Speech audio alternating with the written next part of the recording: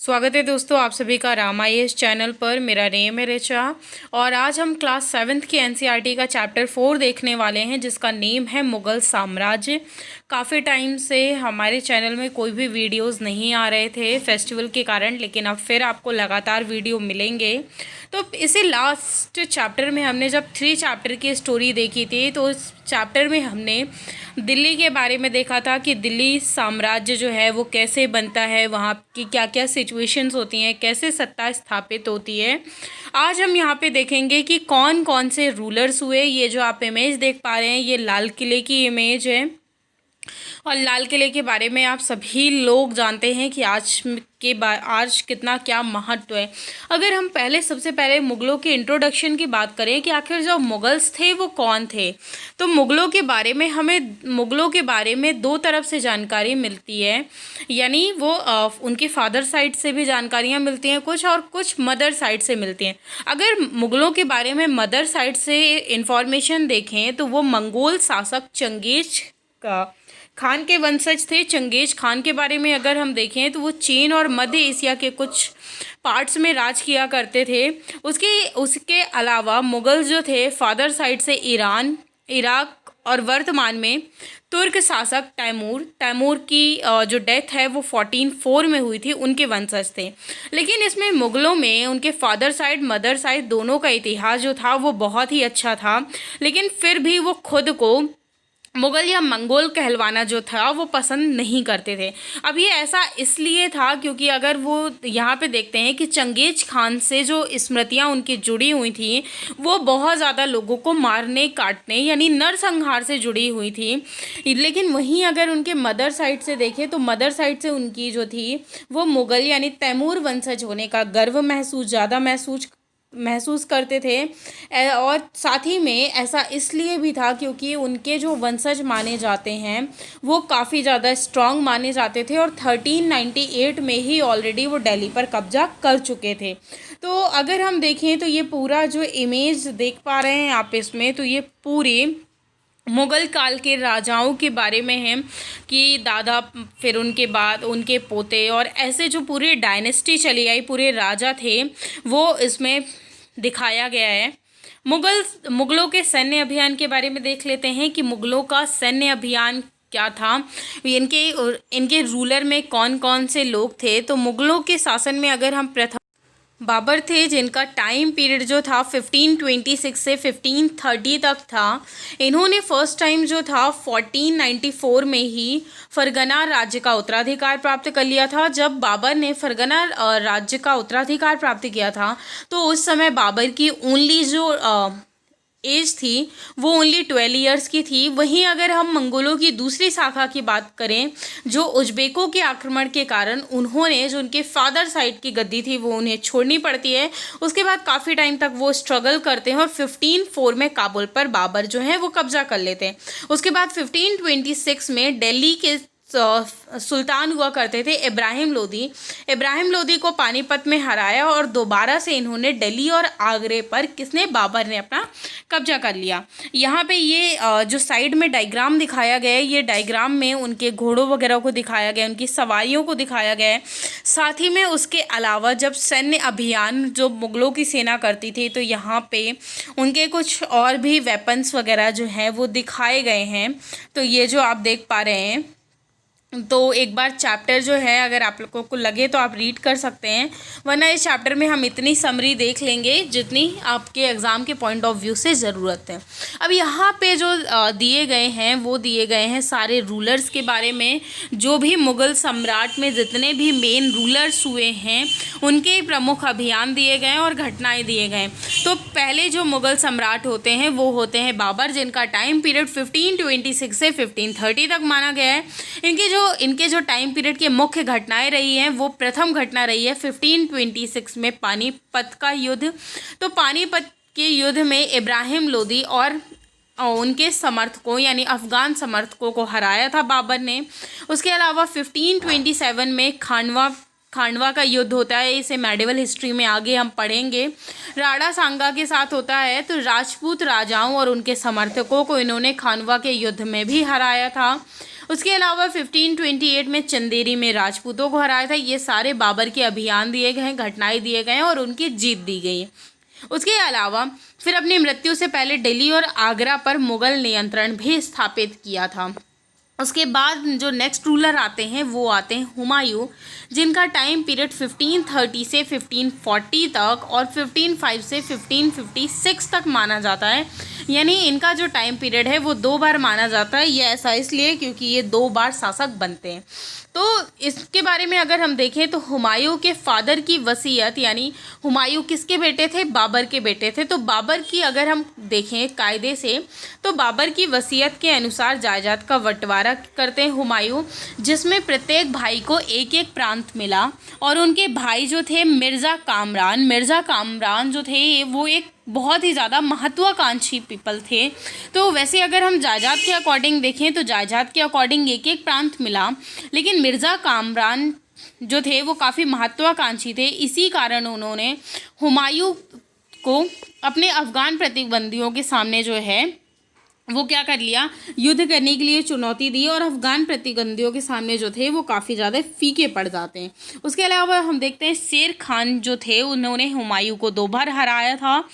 प्रथम 1539 में चौसा में और दूसरा 1540 में, यानी जस्ट 1 ईयर बाद कन्नौज में।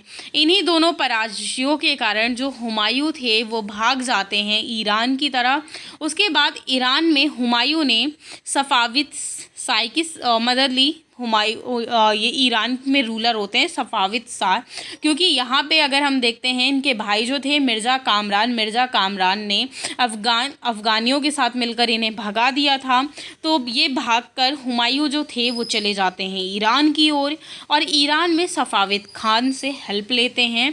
1555 में सफ़ाविद खान की हेल्प से दिल्ली में दोबारा जो हुमायूं थे वो कब्जा कर लेते हैं। और यहीं पे अगले वर्ष ही इसी इमारत में एक दुर्घटना के कारण ऐसा माना जाता है कि हुमायूं की मृत्यु हो गई थी। और इनके बारे में हुमायूं के बारे में हम डिटेल डिस्कशन करेंगे अपने मेडिवल हिस्ट्री के सेक्शन में। अब देख लेते हैं अकबर की कहानी। तो 13 ईयर की अल्पायु में अकबर जो थे वो सम्राट बने थे और इनके शासनकाल को 3 अवधियों में बांटकर देखा जाता है, क्योंकि अकबर के बारे में अगर आप देखें तो अकबर जो थे काफ़ी एक स्ट्रॉन्ग रूलर थे, महत्वाकांक्षी रूलर थे। और उसके अलावा इन्होंने अपने टाइम पीरियड में बहुत सारे कार्य किए हैं। जैसे कि अगर हम देखें तो 1556 से और 1570 के मध्य अगर हम देखते हैं तो अकबर जो थे वो काफ़ी कम ईयर के थे, इसीलिए उनके संरक्षक हुआ करते थे बैरम खान जो थे इनकी काफ़ी ज़्यादा इनके सभी कार्यों में हेल्प करते और आगे की रणनीतियाँ डिसाइड करने में हेल्प करते थे। लेकिन धीरे धीरे जैसे जैसे अकबर जो थे वो बड़े होने लगे तो वो जो थे वो स्वतंत्रता चाहते थे, फ्रीडम चाहते थे। तो उन्होंने सूरी और अन्य अफ़गानों जैसे उनके आसपास के जितने भी राज्य थे, मालवा, गोंडवाना और उनके सौतेले भाई मिर्ज़ा हाकिम के बारे में भी हमने थोड़ी देर पहले जिक्र किया। उज़्बेकों के विद्रोह को दबाने के लिए अकबर ने क्या किए, अभियान चलाए, जिसमें वो सफल भी होते हैं। 1568 में सिसोदियों की राजधानी चित्तौड़ और 1569 में रणथंभौर पर ये कब्जा कर लेते हैं। सेकंड इनकी उपलब्धि की बात करें तो 1570 और 1585 के आसपास यानी गुजरात के विरुद्ध इन्होंने सैन्य अभियान किए। ये इनके टाइम पीरियड के अकॉर्डिंग, इनकी एज के अकॉर्डिंग इनके जो अभियान हुए हैं उन्हें 3 फेजेस में बांटा गया है।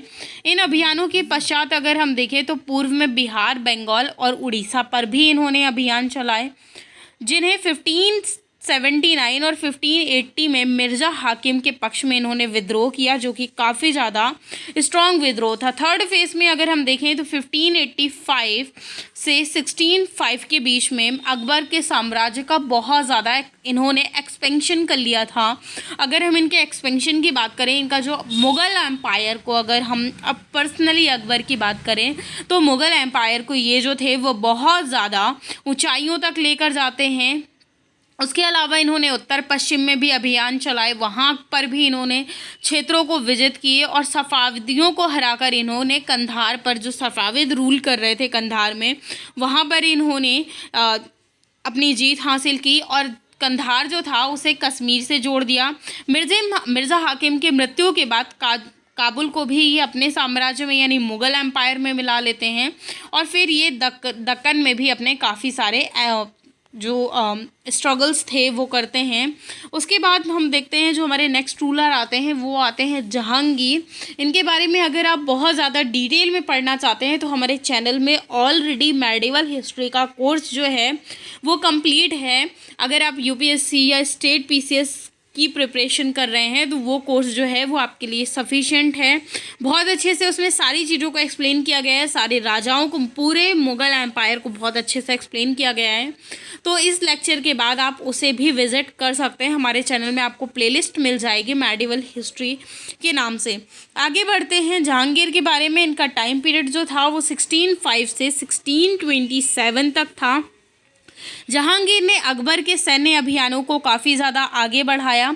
मेवाड़ के सिसोदिया शासक अमर सिंह ने मुग़लों की सेवा जो थी वो स्वीकार कर ली। उसके बाद अगर हम देखिए सिखों, अहोमों और अहमदनगर के ख़िलाफ़ इन्होंने जहांगीर ने काफ़ी सारे अभियान किए, जिसमें हम देखते हैं कि जहांगीर के जो सारे अभियान थे वो पूर्णतः जो थे वो सफल नहीं हुए थे। बहुत सारे इनके जो थे वो असफल हुए। जहांगीर के शासनकाल में अगर हम देखें अंतिम वर्ष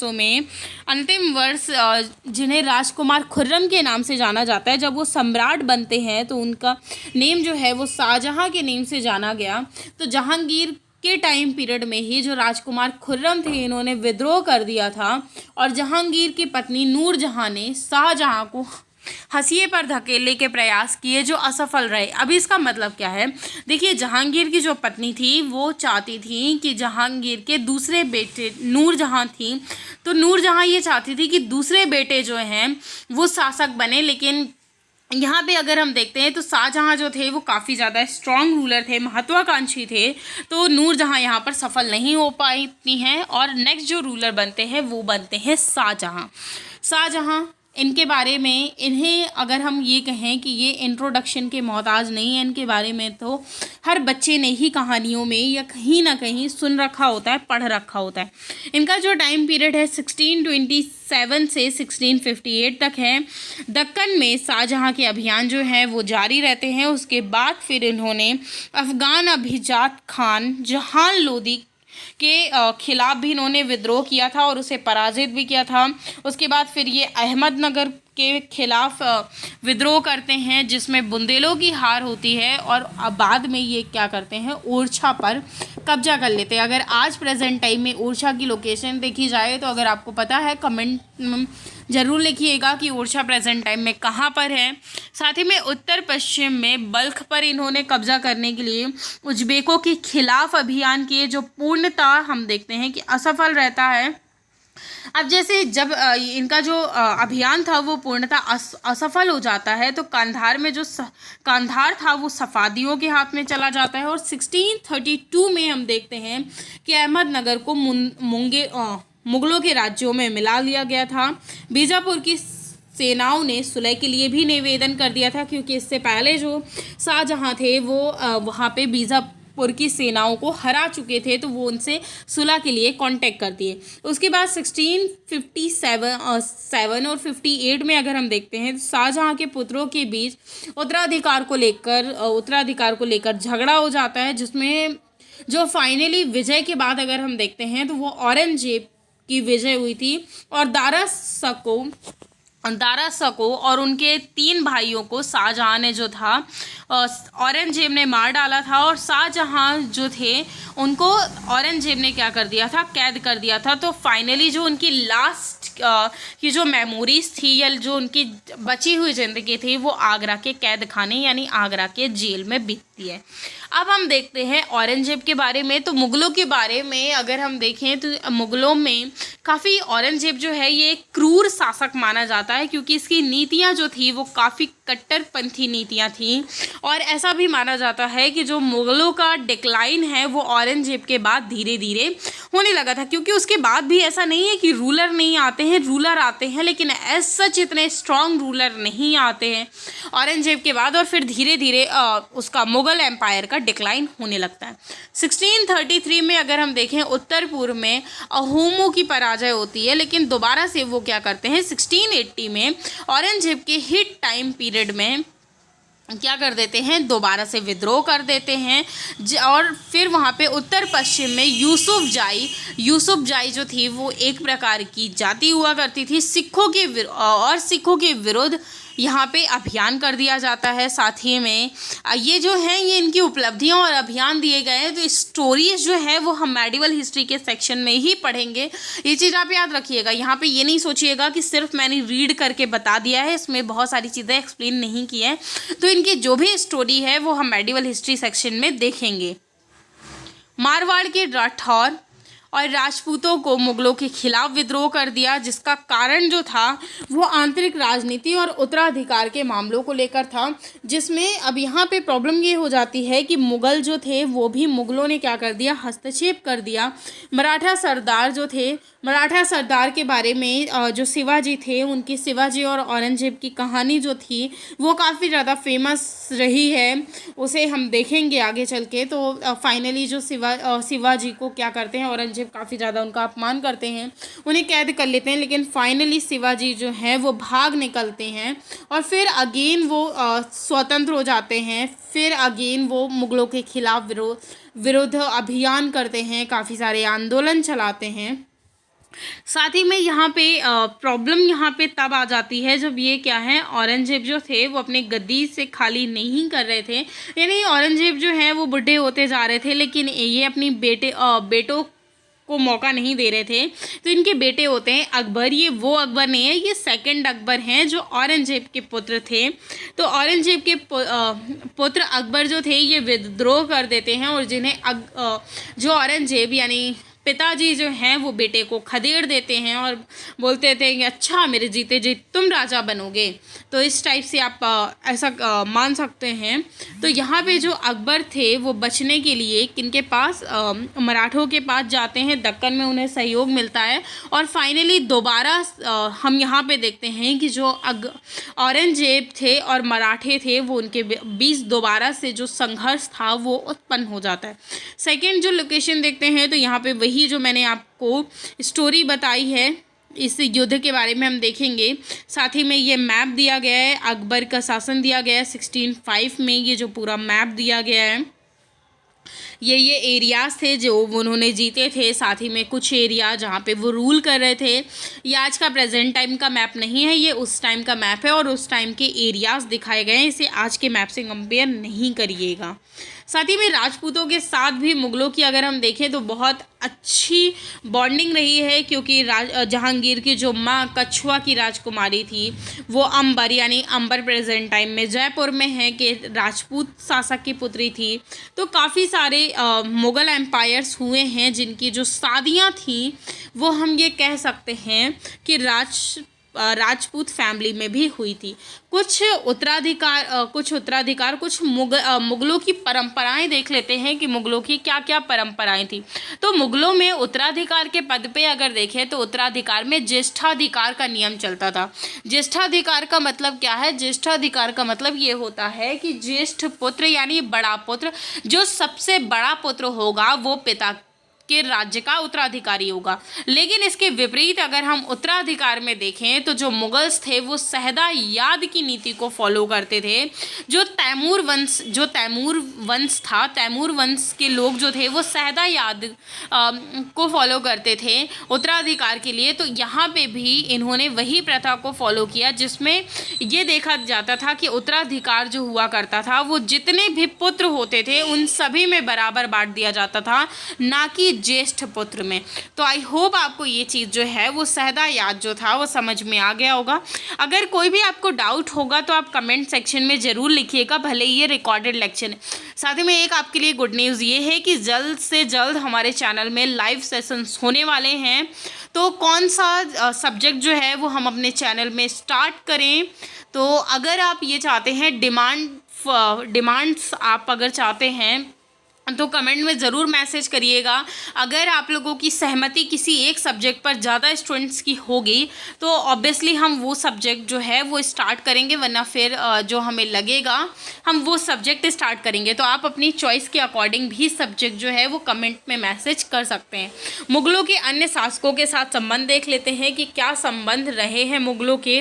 तो मुग़लों की अगर हम अलग अलग शासकों के साथ संबंध देखें तो काफ़ी अच्छे संबंध रहे हैं। जैसे अगर हम देखें तो इनके राजपूतों के साथ जो है वो काफ़ी अच्छे संबंध रहे हैं। अनेक मुग़ल घरानों में इन्होंने अपनी पुत्रियों के भी विवाह किए। साथ ही में जो राजपूत थे इन्होंने काफ़ी ज़्यादा राजपूतों को उच्च पदों पर भी रखा। मेवाड़ के अगर हम देखें, सिसोदिया काफ़ी टाइम तक मुग़लों की सत्ता जो है वो स्वीकार नहीं करते, लेकिन उसके बाद जब वे हार जाते हैं, यानी सिसोदिया जो हैं वो हार जाते हैं, तो मुग़लों के साथ उन्होंने सम्माननीय व्यवहार किया और काफ़ी ज़्यादा उन्होंने अपनी जो है जागीरें दी। साथ ही में जो उन्होंने जागीरें जो है वो लूटी थी, या आप ऐसा कह सकते हैं कि कब्ज़ा की थी, वो उन्हें क्या कर देते हैं, वापस कर देते हैं। तो यहाँ पे अगर हम देखें तो मुग़लों का काफ़ी दूसरे वंशजों के साथ भी कई बार काफ़ी अच्छा व्यवहार भी किया उन्होंने।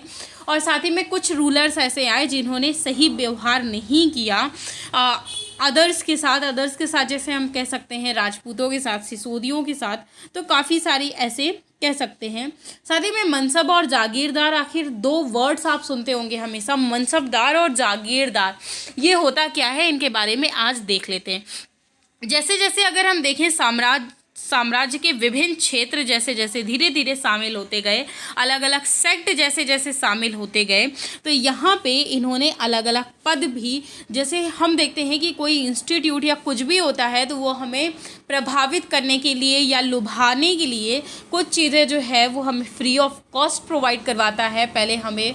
या फिर आप किसी कंपनी की कह सकते हैं कि कोई कंपनी जो है वो हम उसका प्रोडक्ट परचेस करें तो पहले जो है वो कुछ चीज़ें हमें फ्री ऑफ कॉस्ट प्रोवाइड करवाती है या कुछ % ऑफ पे प्रोवाइड करवाती हैं, एंड फिर धीरे धीरे उसमें, जैसे एक बेस्ट एग्जांपल हम देख सकते हैं जियो का। जब जियो आया था तो अदर उसके मुकाबले में डेटा भी जो था वो हाई स्पीड था, ज़्यादा था और सारी चीज़ें थी। लेकिन आज के टाइम पीरियड में अगर आप देख लीजिए तो लगभग जो रिचार्ज वगैरह या डेटा की लिमिट्स जो है वो लगभग और सिम जैसी ही हो चुकी हैं।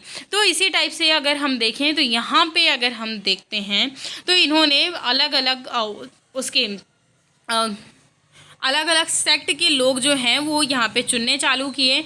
अब जैसे हमने देखें कि इन्होंने ज़्यादातर सरदार जो है तुर्की यानी ईरानी थे, लेकिन फिर धीरे धीरे शासक वर्ग में ईरानी, भारतीय, मुसलमान, अफ़गान, राजपूत, मराठों को भी इन्होंने सम्मिलित कर लिया। पहले इनके जो सेना में जो थे सिर्फ एक ही वर्ग के लोग हुआ करते थे, लेकिन फिर इन्होंने धीरे धीरे, साथ ही में मनसबदार जो था, मनसबदार एक प्रकार का वर्ड था जो ऐसे व्यक्तियों के लिए चुना जाता था जिन्हें क्या है कोई मनसब या फिर कोई सरकारी हैसियत या फिर कोई पद मिलता था। जैसे आज के टाइम पीरियड में अगर कोई गवर्नमेंट जॉब वाला है तो उसे क्या है एक रेपुटेशन दी जाती है, पद दिया जाता है कि ये इस पद का अधिकारी है। तो उस टाइम पे भी मनसबदार एक तरीके का पद हुआ करता था और मुगलों द्वारा यहाँ पे श्रेणियाँ चलाई जाती थी जिसके द्वारा पद, वेतन और सैन्य उत्तरदायित्व या फिर उत्तराधिकारी निर्धारित किए जाते हैं। अब यहाँ पे मनसबदार जो थे यहाँ पे श्रेणियाँ टाइप तय कर दिए जाती थी या फिर जार टाइप तय कर दी जाती थी कि जैसे मान लीजिए कि जितना अच्छा अधिकारी होगा उतने अच्छे उसके पास उतनी ही ज़्यादा एमिनिटीज़ होंगी। मान लीजिए कि किसी व्यक्ति को 500 मनसब दे दिए गए, तो यहाँ पे 500 मनसब का मतलब है कि उसके पास जो है वो एक सेक्ट मिला हुआ है, वो उतनी सेनाएं जो है, उतने घोड़े जो है वो रख सकता था। तो जिसके पास जितना ज़्यादा पद होगा वो उतना ही ज़्यादा उसके पास साम्राज्य में रेपुटेशन होगी। जैसे जात की श्रेणियाँ हम देख लेते हैं तो यहाँ पे 5000 जात वाले को अभिजातों का दर्जा मिला हुआ था, 1000 जात वाले को अभिजातों से ऊंचा। अकबर के शासनकाल में 29 ऐसे मनसब थे, साथ ही में 5000 जात की पदवी के थे। तो ये इस टाइप से यहाँ पे दिया जाता था। जो सैन्य उत्तरदायित्व तो मनसादारों को सौंपे जाते थे, उन्हीं के अनुसार जो है वो अपने पास घुड़सवार उन्हें रखने पड़ते थे। 500 तो 500 घुड़सवार रख सकते थे, 1000 तो 1000। तो यहाँ पे आप नंबर्स जो है वो यहाँ पे नंबर्स मेंशन करता था, जिसके पास जितने ज़्यादा नंबर यानी जितने ज़्यादा घोड़े होंगे वो उसके पास उतनी ही ज़्यादा पावर्स होंगी। यहाँ पे ये चीज़ें थी। साथ ही में उन्हें वेतन वगैरह भी उनका ज़्यादा होता था। मनसादार अपना वेतन जो है वो राजस्व एकत्रित करने वाली भूमि के रूप में पाते थे, और भूमि को जो थे ज़्यादातर जिन्हें आप देखें कि जागीर कहा जाता था, जो तकरीबन एकताओं के समान हुआ करती थी। अब लेकिन जो मनसरदार हुआ करते थे वो मुक्तियों से अलग हुआ करते थे और इन्हें जागीर पर नहीं रहते थे। अब यहाँ पे क्या है उन पर ना प्रशासन करते थे। इन्हें देखिए, आप ऐसे कह सकते हैं कि इन्हें एक भूमि दे दी जाती थी और उस भूमि से इन्हें क्या है टैक्स वसूल करना पड़ता था, फिक्स कर दिया जाता था। वो जो टैक्स वसूल होगा तो उसमें से कुछ परसेंट जो है ये अपने पास रख लेते थे और कुछ जो है वो ये राजा को वापस कर देते थे। तो यहाँ पे इस टाइप से हम देखते हैं कि ये सारी चीज़ें करते थे। अब यहाँ पे आ जाता है जब्त और ज़मींदार। जब्त और ज़मींदार आखिर क्या है? तो मुग़लों की आमदनी का जो सबसे मेन सोर्स था वो किसान थे। किसानों से उपज होने वाला जो उनकी भूमि में उपजता था उससे जो भी टैक्स मिलता था वही सबसे मुग़लों की आमदनी का सबसे मेन सोर्स था। तो अधिकतर स्थानों पर किसान जो है वो ग्रामीण कुलीनों यानी कि मुखिया या फिर स्थानीय सरदारों के माध्यम से राजस्व दिया करते थे। यानी राजा के पास जो है वो किसान डायरेक्टली टैक्स देने नहीं जाता था। गांवों में भी एक वर्ग ऐसा तैयार किया जाता था कि जो ये लोग जो हैं ये यहाँ से टैक्सेस वसूल करेंगे।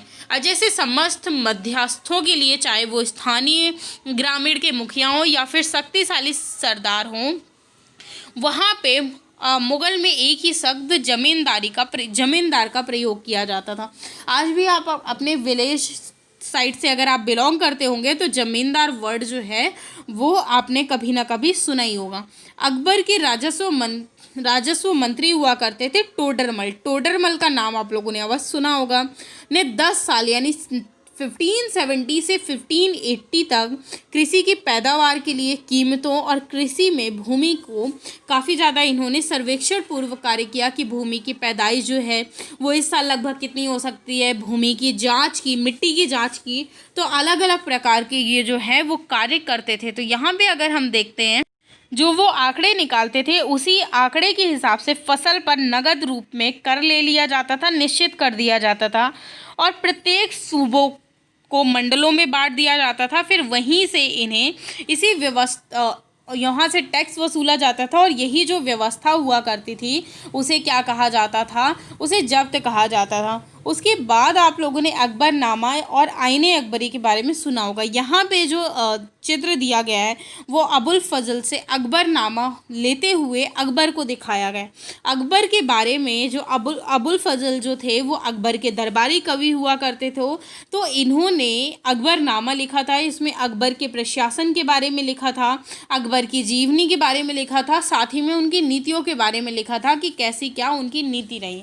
अकबर की अगर नीतियों की हम बात करें कि क्या किस किस प्रकार की नीति रही हैं, तो उनकी सबसे ज़्यादा नीतियों के बारे में हमें सबसे अच्छी जानकारी जो मिलती है वो अबुल फजल की अकबरनामा विशेषकर आईने अकबरी से मिलती है, क्योंकि इसमें जो अकबर हैं उन्हें बहुत ही करीब से प्रदर्शित किया गया उनके साम्राज्य के बारे में।